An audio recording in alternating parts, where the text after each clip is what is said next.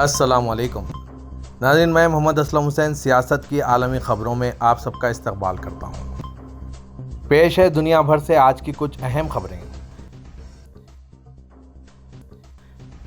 ہندوستان کے پڑوسی ملک پاکستان میں سیلاب کی تباہ کاریاں سامنے آ گئی ہے۔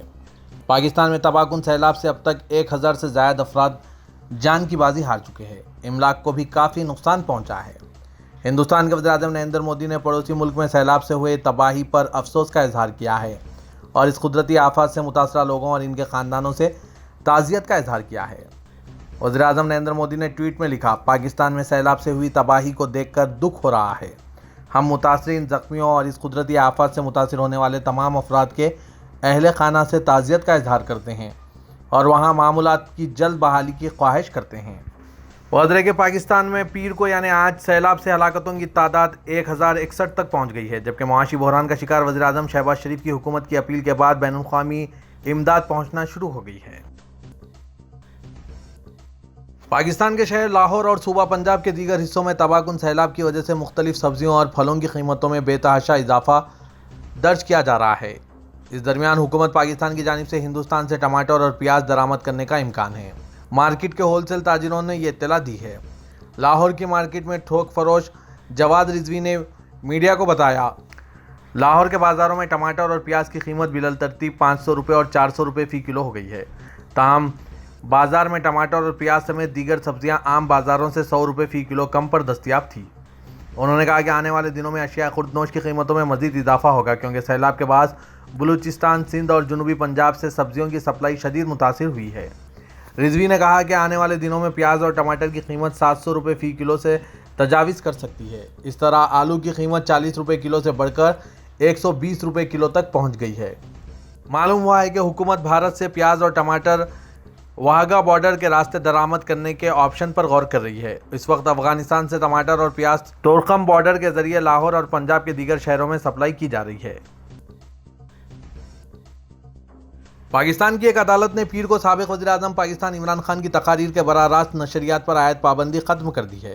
Pakistani electronic media regulatory authority نے 20 اگست کو اسلام آباد میں ایک ریلی کے دوران عمران کی جانب سے سرکاری اداروں کو دھمکیاں دینے اور اشتعال انگیز تقریر کرنے کے بعد سیٹلائٹ ٹی وی چینلز پر ان کی تقاریر کی براہ راست نشریات پر پابندی عائد کر دی تھی۔ ڈی ڈان اخبار کے مطابق 79 سالہ عمران کی جانب سے دائر درخواست کی سماعت کرتے ہوئے اسلام آباد ہائی کورٹ کے چیف جسٹس اطہر امان اللہ نے کہا کہ ریگولیٹر نے اپنے دائرہ اختیار کی خلاف ورزی کی ہے۔ انہوں نے پیمرا کو ایک ایسا افسر تعینات کرنے کی بھی ہدایت دی جو عدالت میں پابندی کا جواز پیش کر سکے۔ معاملے کی اگلی سماعت کے لیے 5 سپٹمبر کی تاریخ مقرر کی گئی ہے۔ ایکسپو 2020 کا دبئی میں 1 اکتوبر کو دوبارہ آغاز ہونے جا رہا ہے۔ ایکسپو سٹی دبئی کے افتتاح سے پہلے سیاح 1 سپٹمبر سے اس کے 2 مقبول ترین پویلین کا تجربہ کر سکتے ہیں، جس میں پہلا الف the mobility pavilion and tera اور دوسرا ٹیرا دا سسٹینیبلٹی پویلین شامل ہیں، جہاں جمعرات سے سیاحوں کی آمد شروع ہو جائے گی۔ ٹکٹوں کی قیمت 50 درہم فی شخص فی پویلین ہے اور یہ شہر کی ویب سائٹ اور ایکسپو سٹی دبئی کے 4 باکس آفس پر دستیاب ہے۔ یہاں گارڈن ان دا اسکائی نامی ایک گھومتا ہوا مشاہدتی ٹاور بھی ہے، جو زائرین کو ایکسپو سائٹ سے 55 میٹر اوپر کا نظارہ کراتا ہے اور 360 ڈگری کے نظارے پیش کرتا ہے۔ وہ بھی 1 سپٹمبر کو کھلے گا۔ ہر ٹکٹ کی قیمت 30 درہم ہے۔ 12 سال اور اس سے کم عمر کے بچوں اور معذورین کے لیے مفت رہے گا۔ وزارت دفاع کی جانب سے جوائنٹ آپریشنز کمانڈ نے متحدہ عرب امارات کی طرف سے پاکستان کے لیے امدادی سامان کی فراہمی کے لیے فضائی پل قائم کر دیا ہے۔ امدادی سامان میں شدید بارشوں اور سیلاب سے متاثرہ افراد کے لیے پناہ گاہوں کا سامان، انسانی ضروریات، خوراک، طبی سامان شامل ہیں، جس کا مقصد متاثرہ لوگوں کی تکالیف کو کم کرنے کی کوششوں میں تعاون کرنا ہے۔ یہ اقدام متحدہ عرب امارات کے صدر شیخ محمد بن زاید ال نہیان کی جانب سے حالیہ سیلاب کے نتیجے میں پاکستان کے دوست عوام کو ہر طرح کی مدد فراہم کرنے کی ہدایت کے بعد اٹھایا گیا ہے۔ پاکستان میں متحدہ عرب امارات کے سفیر ابراہیم سالم الزعابی کا کہنا ہے کہ پہلا اماراتی امدادی طیارہ آج صبح پاکستان کے لیے روانہ ہوا، جس کے بعد آنے والے دنوں میں متعدد دیگر طیارے امدادی سامان لے کر روانہ ہوں گے۔ سعودی عرب میں 30 جولائی سے اسلامی سال کے آغاز سے اب تک 1 لاکھ سے زیادہ عمرہ زائرین مدینہ منورہ کے پرنس محمد بن عبدالعزیز انٹرنیشنل ایئرپورٹ پہنچ چکے ہیں۔ سرکاری خبر رساں ایجنسی ایس پی اے کے مطابق 29 اگست تک 1,01,09 زائرین مدینہ منورہ پہنچے تھے، جن میں 5,452 اتوار کو مدینہ منورہ پہنچے ہیں۔ वजारत हज व उम्रे का कहना है कि 30 जुलाई से अब तक 2,78,529 उम्रा ज़ायरीन फ़िज़ाई जबकि 29,689 ज़मीनी रास्ते से मुमलिकत पहुँचे हैं। सऊदी अरब के हुक्मरान शाह सलमान बिन अब्दुल अजीज़ ने सदर पाकिस्तान आरिफ अलवी को मरासला भेजा है, जिसमें उन्होंने सैलाब से हुए जानी नुकसान पर ताज़ियत पेश की। अरब न्यूज़ ने सऊदी प्रेस एजेंसी के हवाले से बताया कि शाह सलमान ने अपने मुरासले में ज़ख्मियों की जल्द सेहतयाबी की दुआ की।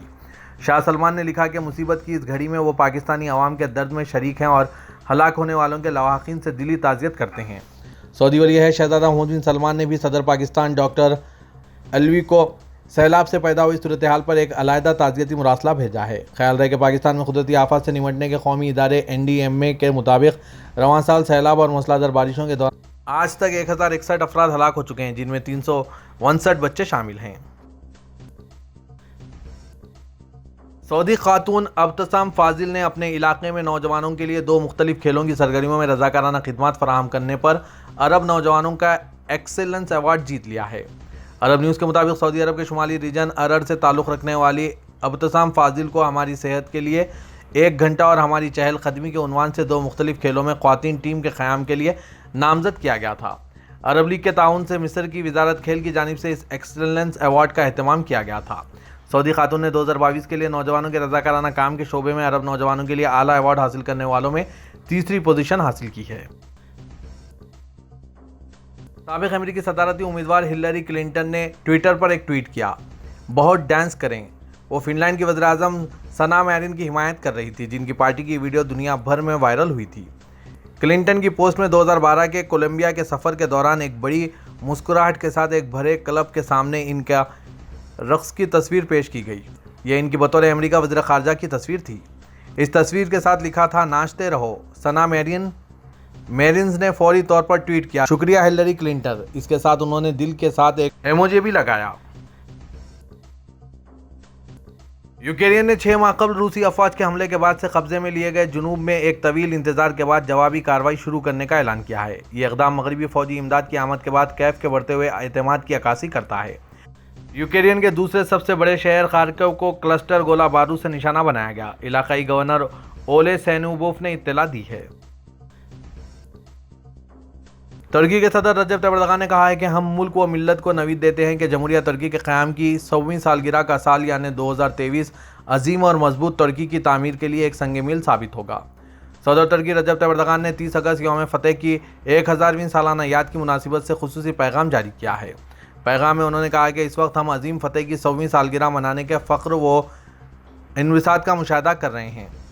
मैं मिल्लत को शुमाली कब्रसी तुर्क इंतज़ामिया के बहन भाइयों और दुनिया भर में मुकीम तुर्क शहरियों को 30 अगस्त यौम ज़फ़र की मुबारकबाद पेश करता हूँ।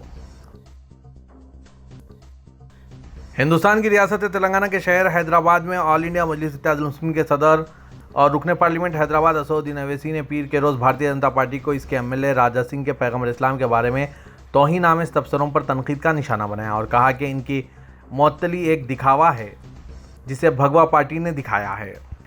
बीजेपी के अब मुअत्तल MLA मलून राजा सिंह को हुक्मरान पार्टी की तेलंगाना यूनिट ने एक मज़ाहिया वीडियो में पैगम्बर इस्लाम के बारे में इनके तबसरे के बाद विजय बताओ नोटिस भेजा था। कई FIRs शहर भर में एहतजाज और 23 अगस्त को इनकी गिरफ्तारी की नाकाम कोशिश के बाद MLA को बिला आखिर 25 अगस्त को सिटी पुलिस ने गिरफ्तार कर लिया और अब वो चल्लापल्ली जेल में मुकीम हैं।